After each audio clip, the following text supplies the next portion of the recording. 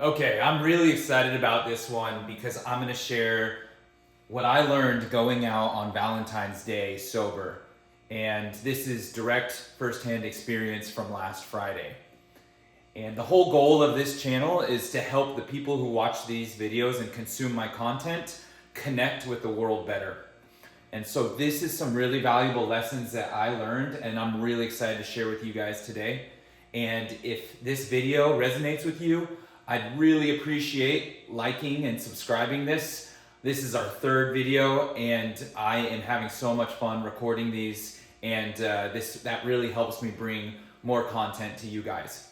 So going out for me has been the same story for the last 10 years.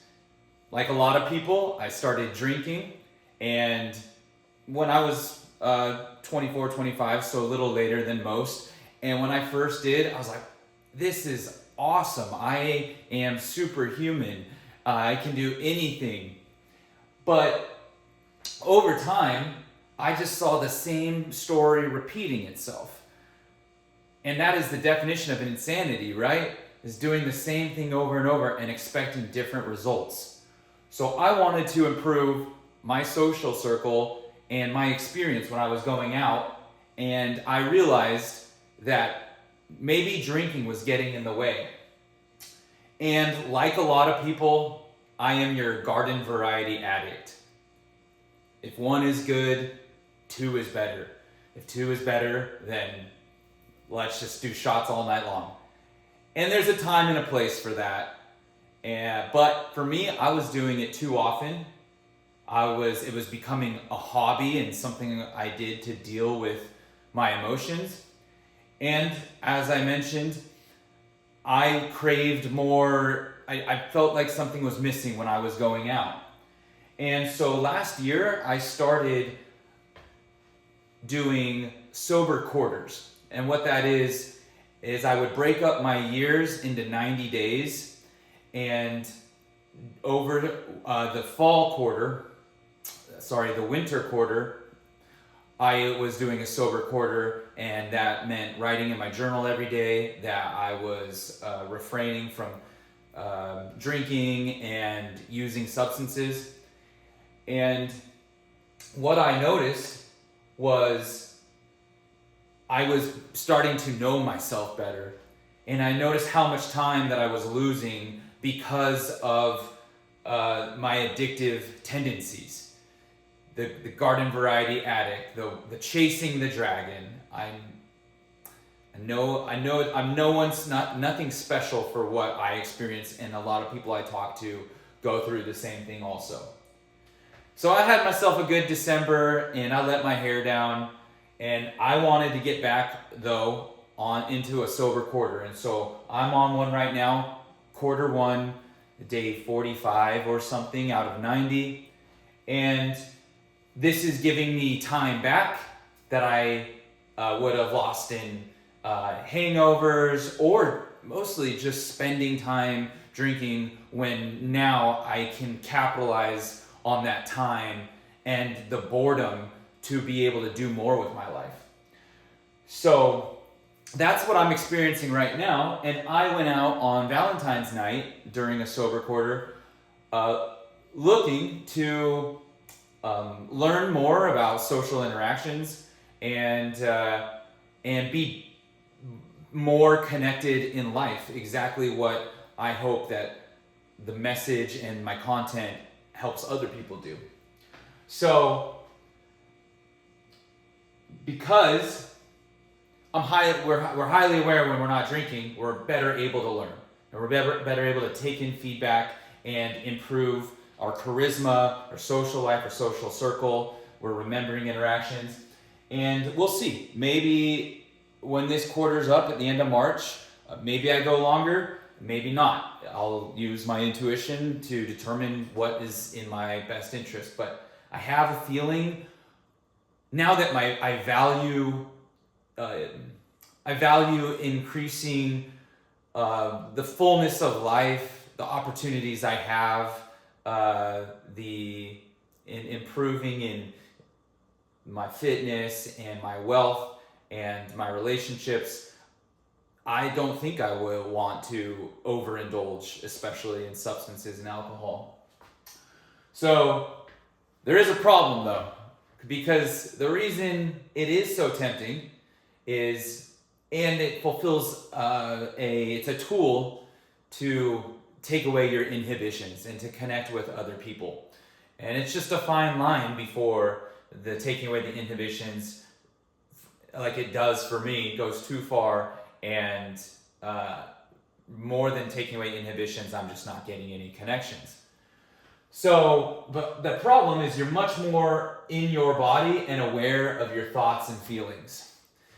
And if you don't know how to deal with your thoughts and feelings, and you're around all these people, it leads to anxiety, it leads to this sort of mental torture of we want to be some way, but we're acting another way.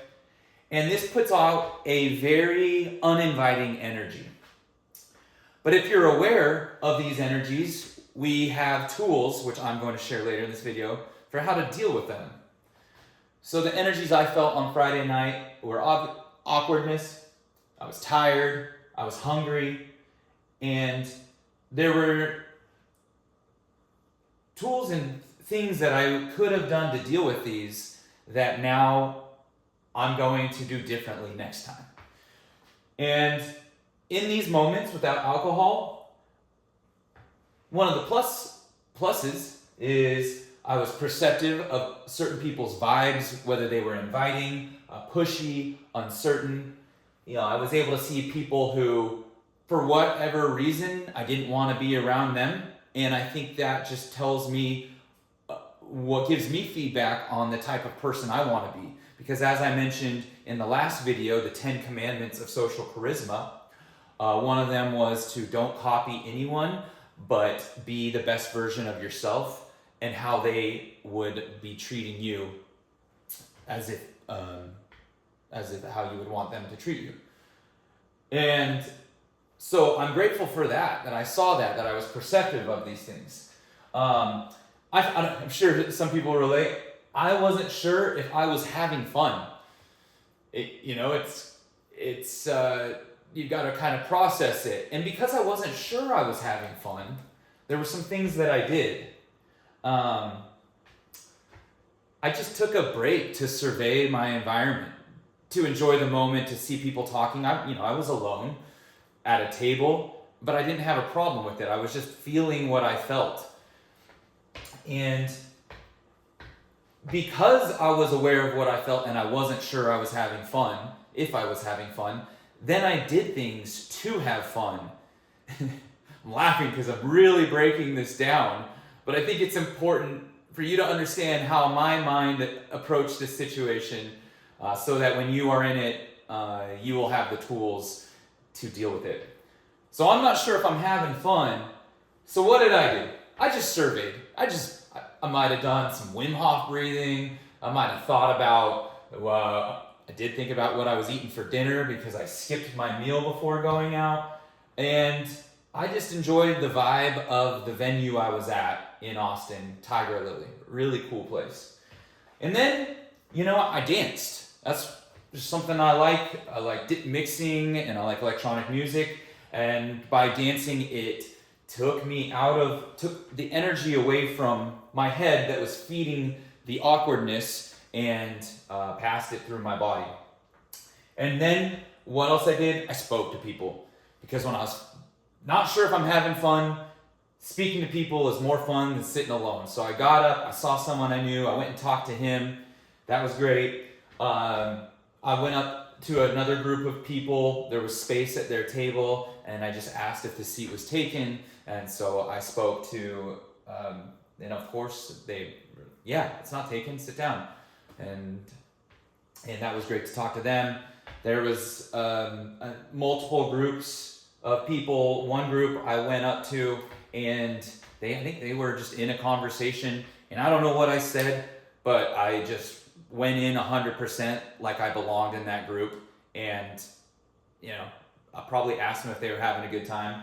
If it was somebody who was just alone, one thing that I fall back on is just introducing myself and saying, hey, I'm Landon. I don't believe we've met yet. And it's a great way to start it off. It's just very neutral and inviting. If they want to talk to you, cool. Now it's more fun. And if they don't, like that commandment last week or last video, no matter what happens, it's okay. And by doing all of this, we're subconsciously changing this awkward energy into its opposite. So here's the lesson that I really want to leave with you guys. And with anything that we feel, it's a type of energy. Feelings are energy, anger, sadness.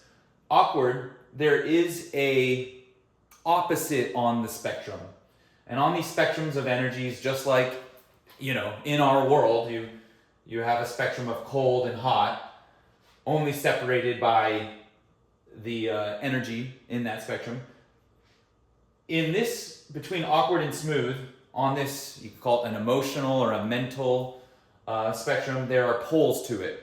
And just like cold and hot are not different things, they're just describing a different degree. Awkward and smooth are not different things. This is the hack right here. This is the lesson.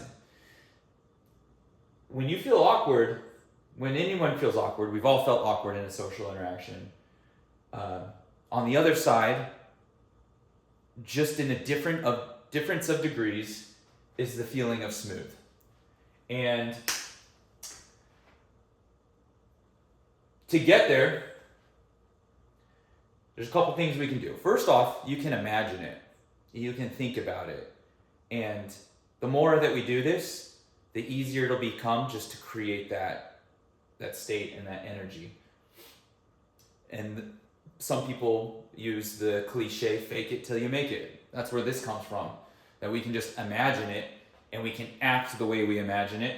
And then we are, they call it transmuting it, or flipping or shifting awkward to smooth. Imagine it, fake it. The other thing is you can take actions. And I was very aware of those actions since I had a very clear mind of what actions that might work to change the state I was in. And what I want to leave you with, a couple of things, two things. One, we're all at different places on this. Some of us, are right here and maybe we go out and we get like a little bit. And others are further up and it looks different for them where they're going. And don't compare or copy yourself because we have no idea. Other people have different strengths, and it's just important that you recognize where you're at and you're okay with it, and you count each day as a win if you moved up that spectrum at all. And the last thing, so the people that do this a lot, and they might be more subconscious for some, they've got more time under tension, more experience, and we can all get there too. But you got to treat this like a full-time job, which means you got to go out. And there's a positive feedback loop that as you go out, you're going to enjoy it more. Because you enjoy it more, you're going to be better at it. Because you're better at it, you're going to enjoy it more. But treat it like a full-time job. And that's something that, for me, understanding that it's a full-time job. It takes work. If I want to get to there, I need to ask myself what it's going to take to get there. And then take action. So that's all I have for you today. I want to plug my social circle evaluation. It's free, and with that, you'll get a good idea of what things are working for you, what aren't. And also, I want to announce this. I just decided today that I was going to open up my social circle accelerator to 5 people for free. So go to my website and there are more details there. And, get out there and treat it like a full-time job that you love, guys. Peace.